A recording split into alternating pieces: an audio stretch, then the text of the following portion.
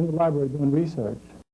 And as I was leaving, I saw a Harlem Renaissance book, and a paragraph name on it, and that started the whole search. I was extremely surprised to find out the information about my grandfather, and that he traveled the road shows as a pickaninny, which was a black childhood performer who danced for pennies.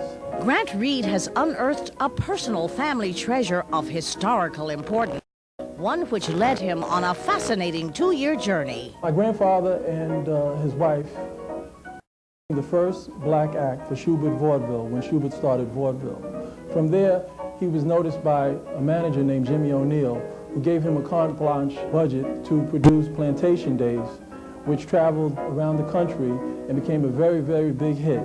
From there, Sir Alfred Butt noticed Plantation Days and brought them over to England to the Empire Theatre, which was seen by Queen Mary and the royal family. And after Plantation Days, they sailed back to New York, and right in the middle of the Harlem Renaissance. In the early 20s, Leonard and his wife Osceola formed their own producing team called Harper and Blanks. In 1927, the Schuberts owned part of the Plantation Inn, which was Tantown Topics. My grandfather directed that and produced it with Ethel Waters and Josephine Baker. From that show, Josephine Baker went to Paris and was discovered. In 1929, Leonard Harper directed Hot Chocolates at the Hudson Theater on Broadway.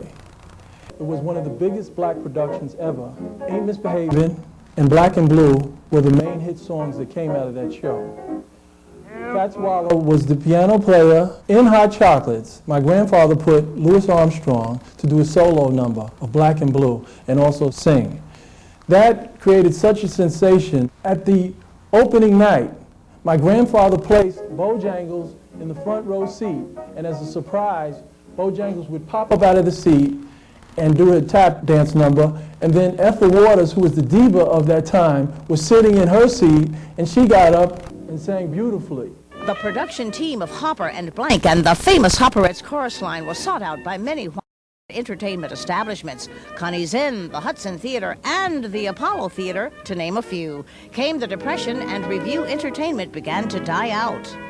My grandfather Leonard Harper's work was forgotten about because he died young. He died at 44 years old in 1943. The results of the fruits of Leonard Harper's labor were that it humanized Afro-Americans to white people and white audiences. When they sat and they saw performers, they wanted to know about their lives, they were interested in them, they wanted to come back every week. They became human.